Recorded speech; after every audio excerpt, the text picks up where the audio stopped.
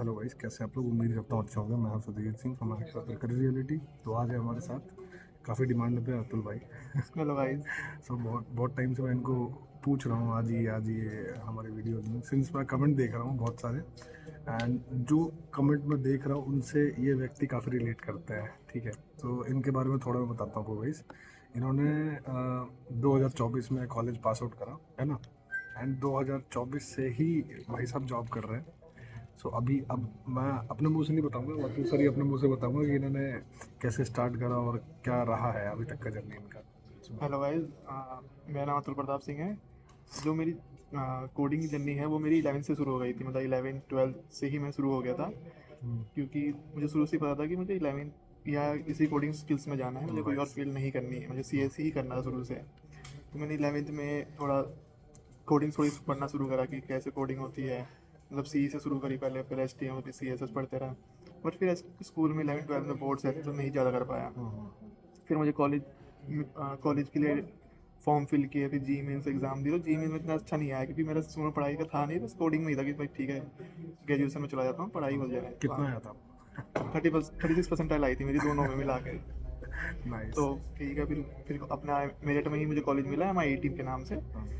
तो उसमें मैंने अपना A I M L branch choose करी, स्पेशलाइजेशन जो फर्स्ट ब्रांच था हमारा ए आई के लिए, वो बैच में चूज़ किया। बीटेक करा था बी आपने? टेक से ही किया है अच्छा मैंने। अच्छा। तो वहाँ से मुझे एक पाथ मिल गया, ठीक है भाई मुझे पढ़ाई तो करनी नहीं है, बस परसेंटेज के लिए एग्ज़ाम करना है, करता रहा। फिर मैंने अपनी कोडिंग शुरू करी खुद से? खुद से ही। सब चीज़ मैं शुरू से 11 से। कैसे कैसे स्टार्ट करा आपने? खुद से कैसे करा? मुझे पता था कि मुझे इसी फील्ड में रहना है, तो मैंने खुद से बुक पढ़नी शुरू करी। मेरे पास कंप्यूटर भी था 11 12 में, तो वहाँ भी पढ़ना शुरू किया थोड़ा थोड़ा।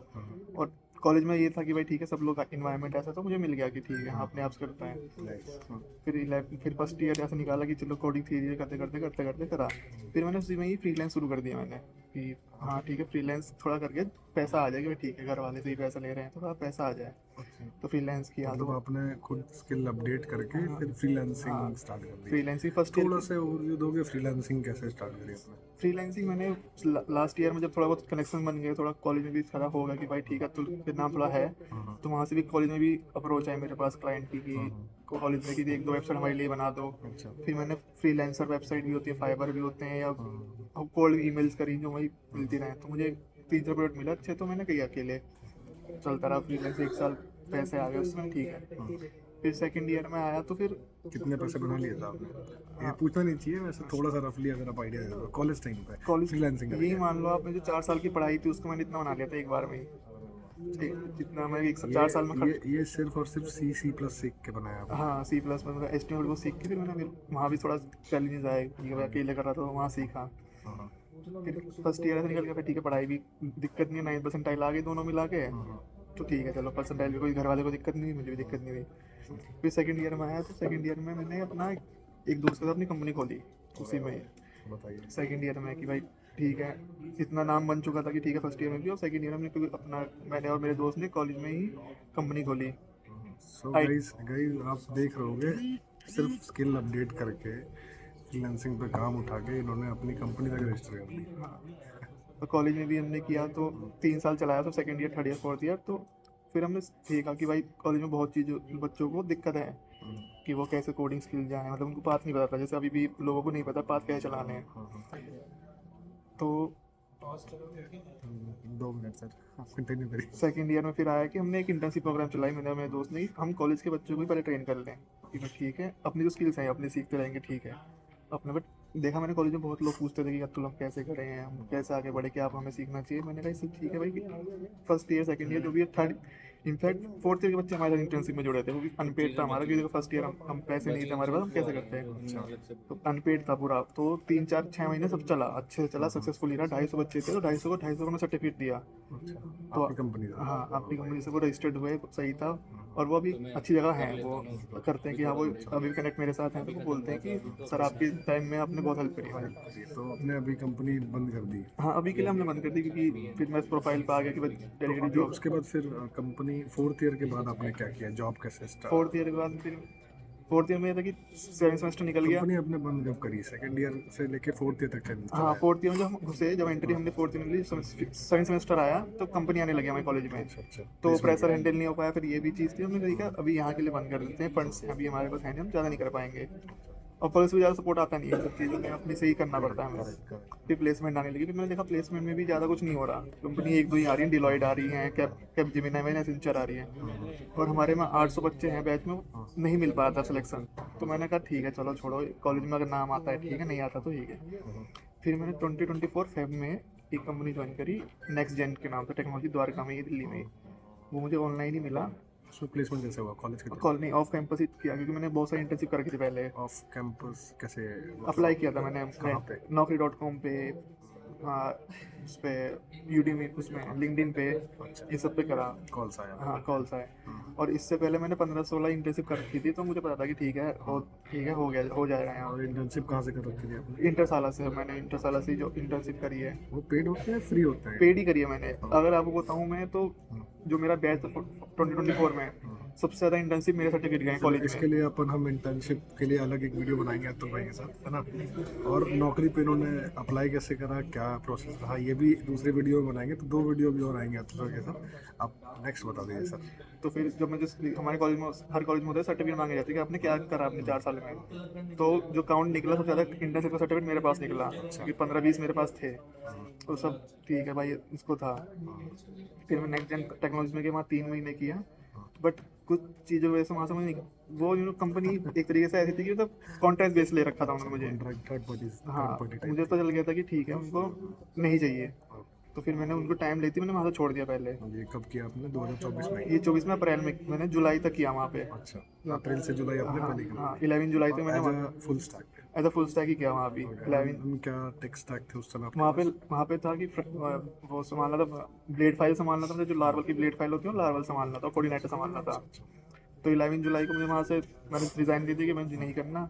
फिर 25 ऑफ जुलाई को मुझे वेब इन्वेंट कंपनी से कॉल आया कि आपको यहाँ ज्वाइन करना है। मैंने यहाँ ज्वाइन कर लिया था। तो ये सब यहाँ पे किस प्रोफाइल में ज्वाइन किया? यहाँ पे मैंने अभी बैकएंड डेवलपर के लिए ज्वाइन हुआ हूँ, जिसमें लार्वल। बट आपने तो C++ ये सब कर रखी है, बट जैसे अभी नॉलेज तो है, बट जैसे जहाँ रिक्वायरमेंट होती है उसके साथ अडेप्ट होना पड़ता है हमें। नहीं, लेट्स सपोज मान लो अभी आपको C++ की नॉलेज है, या फिर मान लो कोई फ्रंट एंड में कोई और टेक स्टैक की नॉलेज है, और किसी और कंपनी में आप फ्रंट एंड पे अप्लाई कर सकते हो? हाँ कर सकता हूँ। अच्छा, मतलब कोई और टेक स्टैक के लिए भी है, पर पढ़ के अप्लाई हाँ कर कर सकते हो? सकते। रिज्यूमे अपडेट करने की जरूरत है विद जॉब डिस्क्रिप्शन के हिसाब से मैच करना। ठीक है।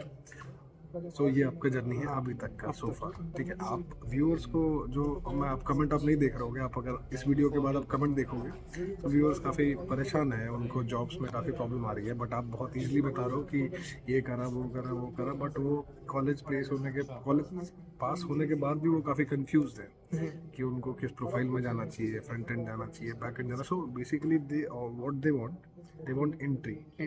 पहले उनको एंट्री चाहिए, लेकिन कैसे ले वो पहले एंट्री? अगर थोड़ा सा टिप्स आप दे दो, थोड़ा सा लास्ट। अब यही मैं कि बोलूँगा, जैसे 2024 से मैं आया हूँ तो मैं देखा है चीज़ की, जो अब के लोग जो आ रहे हैं, बच्चे जो आ रहे हैं, जो भी कॉलेज में अब हैं 2024 के बैच के बाद, वो AI का ज़्यादा यूज़ कर रहे हैं। तो मेरा यही है कि AI तो यूज़ मत करिए अभी शुरुआत में। पहला तो यही कि आप AI जितना यूज़ करोगे आपकी आदत ख़राब होगी। आप जब कभी जॉब लेने जाओगे तो आपको, जब आप जॉब में किसी का चलो आप ले हो जाता है, जब आप किसी कंपनी में जाएंगे तो आपकी इमेज बनी रहेगी आप ये AI से ही यूज़ करेगा। ये नहीं बनेगा कि खुद से कोड कर सकता है, एक्सप्लेन नहीं कर पाओगे। एक्सप्लेन नहीं कर पाओगे। कंपनी में इमेज बन जाएगी, ठीक है ये AI से ही कोड कर रहा है, इसे ले लो। तो वही है कि AI कम यूज़ करो, क्योंकि AI से कुछ फ़ायदा है, बट अपने लिए फ़ायदा नहीं निकाल पाओगे, उसको सीख नहीं पाओगे। इंटरव्यू आने के लिए क्या करें वो? इंटरव्यू में आने के लिए सबसे पहले तो अपना इंटर्नशिप इतना हो सकता है 2 से 3 कर लो। इंटरसाला है प्लेटफॉर्म, बहुत इंटरसाला ही बेस्ट प्लेटफॉर्म होता है। आपको वहाँ से 3-4-5 हज़ार रुपये की महीने की मिल जाएगी, और वहाँ से जेन्युइन मिलती है। फेक होती है वो, ठीक है, वो चलो वो तो हर किसी को मिल जाती है, बट जेन्युइन होती है वहाँ। तो इंटर्नशिप आपको मस्ट 3-4 कर लो, आपको एक्सपीरियंस मिल जाएगा कैसे प्रोजेक्ट होते हैं नहीं होते।